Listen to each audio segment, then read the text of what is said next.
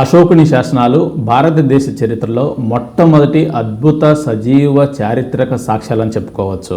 మత సహనం, ప్రజాహితం, నైతికతతో పాటు ధమ్మాన్ని, పరిపాలన కూడా తెలియజేసే చారిత్రక పత్రాలే ఈ అశోకుని శిలాశాసనాలు. సుమారు 2300 సంవత్సరాలు వెనక్కు వెళ్ళి ఆనాడు సాంచి మహాస్తూప దక్షిణ తోరణం వద్ద ఏర్పాటు చేసినటువంటి ఈ మైనర్ పిల్లర్ ఇన్స్క్రిప్షన్లో అశోక చక్రవర్తి ఏం రాయించాడో ఈ వీడియోలో తెలుసుకుందాం రండి. My name is Ramesh. You are watching Insights Decoded YouTube channel.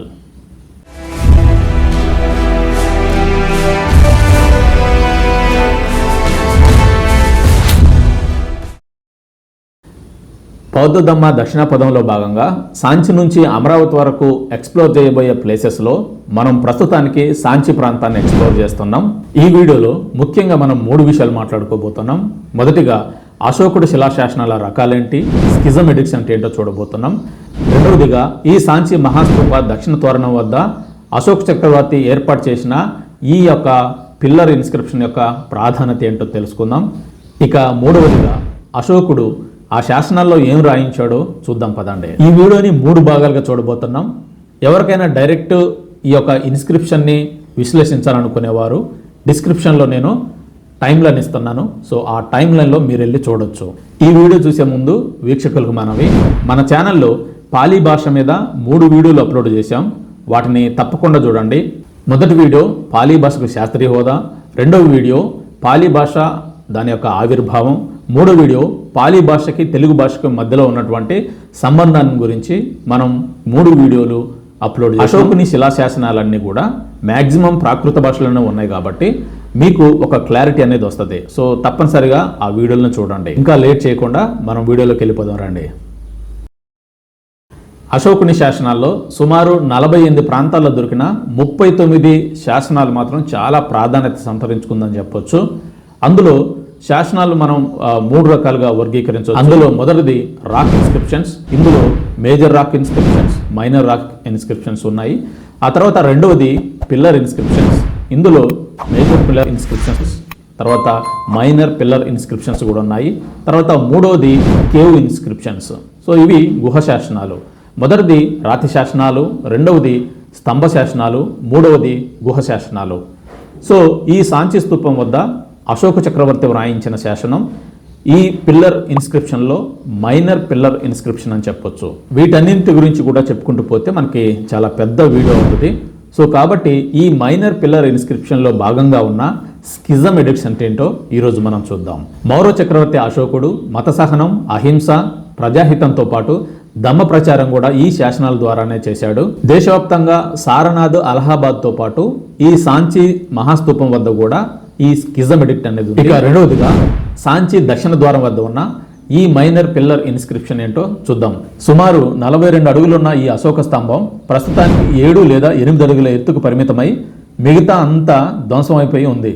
ఈ ఉపరితలానికి 12 అడుగుల లోతులో రాయిని తొలచి ఈ అశోక స్తంభాన్ని ఏర్పాటు చేశారు. ఈ అశోక స్తంభం అనేక వందల మైళ్ళ దూరంలో ఉన్న చోనార్ క్వారీ నుంచి వచ్చిందని చెప్తున్నారు. అది ఇక్కడికి ఎలా వచ్చిందంటే ఈ దగ్గరలోనే 2 నదులు ఉన్నాయని మనం గత వీడియోలోనే తెలుసుకున్నాం. ఆ నదుల ద్వారా బేస్, బెట్వా నదుల నుంచి వర్షాకాలంలో బహుశా పడవల ద్వారా ఈ కొండ శిఖరానికి చేరుకొని ఉండొచ్చు అనే అంచనాతో ఇక్కడ ఎక్స్పర్ట్స్ ఉన్నారు. స్థానిక జమీందారు తన చెరుకు మిల్లులో ఈ స్తంభాన్ని వాడినట్లు చెబుతారు.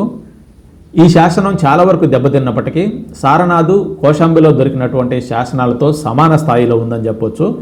ఈ 7 అడుగుల మిగులు స్తంభానికి పైన ఉన్న స్తంభం 2 ముక్కలుగా దీనికి దగ్గరలోనే ఒక షెడ్ కింద భద్రపరిచారు. ఆ షెడ్ ఇక్కడే ఉంది. ఒక షెడ్ కింద ముక్కలుగా విరిగిపోయిన అశోక స్తంభం పైన లైన్ క్యాపిటల్ అనేది ఉంచబడింది. అది మనం ఈ దగ్గరలో ఉన్నటువంటి సాంచి మ్యూజియంలో చూడొచ్చు. ఇప్పుడు మీరు చూస్తున్నటువంటి చిత్రమే ఈ అశోక స్తంభం పైన ఉన్నటువంటి లైన్ క్యాపిటల్. ఇప్పుడు మీరు చూస్తున్నది మన నేషనల్ ఎంబ్లమ్ని పోలిన సాంచి లైన్ క్యాపిటల్. ఈ సాంచి లైన్ క్యాపిటల్కి సారనాథ్లో ఉన్నటువంటి లైన్ క్యాపిటల్కి కొంత తేడాలు ఉన్నాయి. దాంతోపాటు సారనాథ్ లైన్ క్యాపిటల్కి ఈ దక్షిణ ద్వారం పైన ఉన్నటువంటి సింహాలకు కూడా చాలా తేడాలు ఉన్నాయి. ఈ సాంచి మహాస్తూప దక్షిణ తోరణం పైనటువంటి ఈ సింహాలు భారతీయత శిల్పకళను సంతరించుకున్న ప్రతిమలుగా చెప్పొచ్చు. ఒకసారి ఈ ఇమేజ్ను చూడండి. 2 జంటబాతులు కనపడుతున్నాయి. బహుశా బుద్ధుని శిష్యుల బృందానికి ప్రతీకలుగా కావచ్చని ఇక్కడ చెబుతున్నారు. ఇంకా దీని గురించి తదుపరి విశ్లేషణ కోసం మనం సారనాథ్ లైన్ క్యాపిటల్ గురించి డిస్కస్ చేసేటప్పుడు చూద్దాం. సాంచి దక్షిణ తోరణం వద్ద ఉన్న ఈ 7 అడుగుల విరిగిపోయిన అశోకుని స్తంభంతో పాటు దగ్గరలో షెడ్డులో ఉన్నటువంటి విరిగిన స్తంభాల ముక్కలు, అలాగే సాంచి మ్యూజియంలో ఉన్నటువంటి ఈ లైన్ క్యాపిటల్, ఈ మూడింటిని కలిపితే, ఈ విరిగిన భాగాలు అన్నింటినీ కలిపి ఉంచితే బహుశా ఈ విధంగా సాంచి మహాస్తూపం వద్ద నిర్మాణం ఉండి ఉండొచ్చు.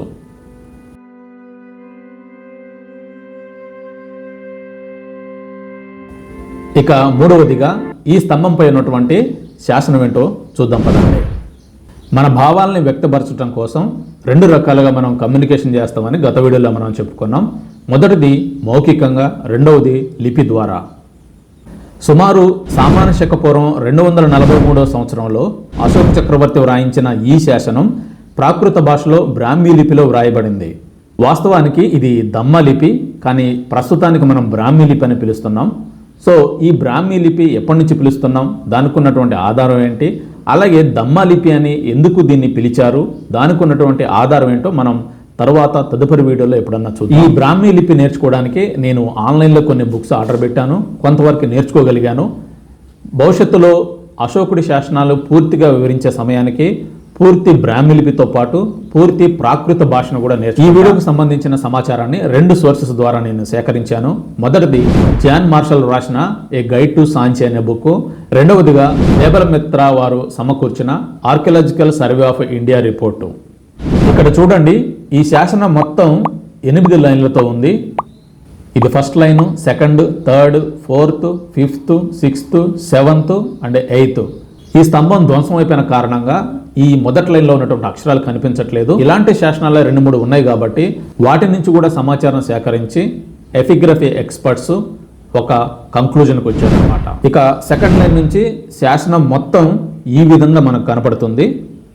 మన ఛానల్లో గత వీడియోలు ఫాలో అయ్యే వారికి 3 అక్షరాలు సుపరిచితం. ముఖ్యంగా ఈ సాంచి మహాస్తూప ఉత్తర తోరణం వద్ద ఉన్న శిల్పం చూసినప్పుడు మనకి దా, నం అనే పదాలు తెలుసు, అలాగే కా అనే పదాలు కూడా తెలుసు. సో ఈ ఇన్స్క్రిప్షన్లో మనం కా 4 చోట్ల చూడొచ్చు.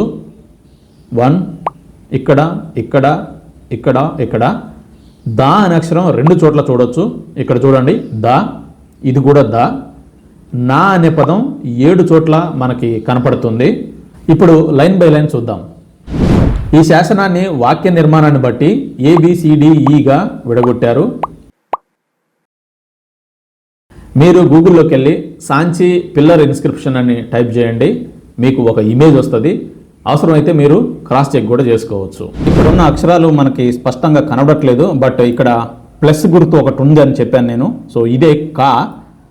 ఈ లైన్లో యా, భేతా. సో ఇది యా, ఇది భే, ఇది తా. రివర్స్లో ఉన్నటువంటి వైనే తాగా మనం ఇక్కడ చెప్పుకోవచ్చు. ఇక్కడ ఇంకొక లెటర్ నేర్చుకున్నాం మనం. సో ఇది తా, ఇది ఘే, మా, గా, కా, టే. సో ఇక్కడ ప్లస్ గుర్తు ఒకటి కనపడుతుంది కదా. సో ఇది కా, మా, గా, కా, టే అని ఉందన్నమాట. ఇక్కడ భేత అని అంటే భేదం అనే అర్థం వచ్చేటట్లు ప్రాకృత భాషలో ఉంది. ఇక 3వ లైన్లో బిఖునంచ. ఇక్కడ మనకు కనపడుతున్న వాటిలలో చూడండి నం ఇక్కడ కనపడుతుంది. సో బిఖునంచ, బిఖునీనం, ఛాతి పుతప, ఛాతి పుతప అని కనపడుతుంది. మనకు ఆల్రెడీ ఈ అక్షరాలు తెలుసు. నం తెలిసేడా. సో ఇక్కడ నం కనపడుతుంది, మీరు చూడొచ్చు. ఇక్కడ కూడా నం ఉంది. అంటే భిక్షున, భిక్షుని, మగ భిక్షు అయినా సరే, ఆడ భిక్షుని అయినా సరే అనే అర్థంలో ఇక్కడ ఉంది. 4వ లైన్లో ఇక్కడ కూడా ప్లస్ కనపడుతుంది చూడండి. అంటే కా, అంటే ఇక్కడ కే అని ఉంది. పొతికే, ఇక్కడ చందమ సూరి ఏకే అని రాసింది. యాక్చువల్గా మనకు అక్షరాలు కనపడట్లేదు, కానీ ఇక్కడ చందమ సూరి ఏకే అని రాసింది. చందమ అంటే చంద్రుడు, చందమామ. సూరి ఏకంటే సూర్యుడు. అంటే సూర్య చంద్రులు ఉన్నంత కాలం ఈ శాసనం ఉంటుంది అని అశోక్ చక్రవర్తి వ్రాయించినట్లు మనకు తెలుస్తుంది. ఇక ఇక్కడ ఏ సంఘం ఘం ఇది సా మన తెలుగు సా లాగానే ఉంటుంది, కాకపోతే ఇది కొంచెం డిఫరెంట్గా ఉంటుంది. ఏ సంఘం, సంఘం అంటే బౌద్ధ సంఘం. ఇక 5వ లైన్లో బాఖతి భిక్షు వా భిక్షు ని వా వదాత. బౌద్ధ సంఘంలో ఉన్న భిక్షు భిక్షునిల గురించి అశోక చక్రవర్తి రాయిస్తున్నటువంటి శాసనం ఇది. 6వ లైన్లో చూడండి, ఇక్కడ నా కనపడుతుంది, ఇక్కడ దా కనపడుతుంది.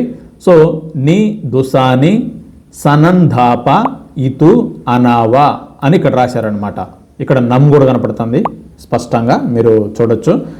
అంటే నీ దుసాని సనంధాప ఇతు అనావా, దోషులను కఠినంగా శిక్షించవచ్చు అనే కోణంలో రాసి ఉండొచ్చు. ఇక 7వ లైన్లో ఇది సా, మీకు ఆల్రెడీ చెప్పిన తెలుగు సా లాగానే ఉంటుంది, కానీ పైన తలకట్ట అనేది కొంచెం దీనికి సాకి కలిసి ఉంటుంది. సో ఈ 2 సాలే అనమాట. ససి వాసా పెతవియే, ససి వాసా పెతవియే అని ఉంది. తర్వాత ఇచ్చాహి మెక్యుమ్ అని ఉంది. ఇది ప్రాకృత భాషలో ఉంది కాబట్టి ఇంకా ప్రాకృతాన్ని నేను ఇంకా పూర్తిగా నేర్చుకోలేదు, బట్ దాని ట్రాన్స్లేషన్ మాత్రం మీకు ఖచ్చితంగా చూపిస్తాను. ససి వాసాపే తవియే ఇచ్చాహి మెకిమ్. ఇక 8వ లైన్లో చూసినట్లయితే సమ్ ఇక్కడ కూడా ఉంది చూడండి. తి సంఘే సమగే చిలా తిథికే సియాతి అని ఉంది. చిలా తిథికే సియాతి అని ఉన్నది. సో ఇక్కడ ట్రూ ట్రాన్స్లేషన్ మాత్రం నేను కంపల్సరీ ఇస్తున్నా, మీరు ఒకసారి చూడండి. ఈ ఇన్స్క్రిప్షన్లో మనం 2 అక్షరాలు నేర్చుకున్నాం, ఒకటి సా, ఇంకొకటి తా. ఈ శాసనంలో కొన్ని ముఖ్యమైన పదాలు ఉన్నాయి, అవి కొన్ని మనం ఆల్రెడీ చూసినాం. ఒకటి భిక్కువు, భిక్షుని, చంద్రుడు, సూర్యుడు, సంఘం. ఈ పదాలన్నీ కూడా మనకి తెలుసు, సుపరిచితం.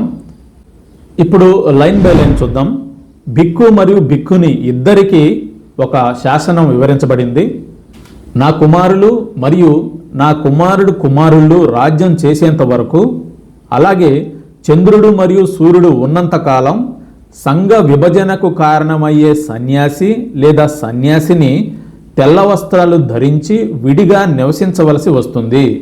సంఘం ఐక్యంగా ఉండాలని మరియు దీర్ఘకాలంగా కొనసాగాలని ఆజ్ఞ అని అశోక చక్రవర్తి ఈ శిలాశాసనంలో రాయించాడు. సో ఇదే స్కిజం ఎడిక్ట్ అంటే బౌద్ధ సంఘంలో ఐక్యత కోసం, ఒక స్థిరత్వం కోసం, బౌద్ధ సంఘాన్ని చీల్చకుండా ఉండేందుకు అశోకుడు రాయించిన ఈ పిల్లర్ ఇన్స్క్రిప్షన్నే మనం స్కిజం ఎడిక్ట్ అని అంటాం. ఇది ఒక రకంగా బౌద్ధంలో చీలికలు తెచ్చే వారికి హెచ్చరిక అని చెప్పుకోవచ్చు.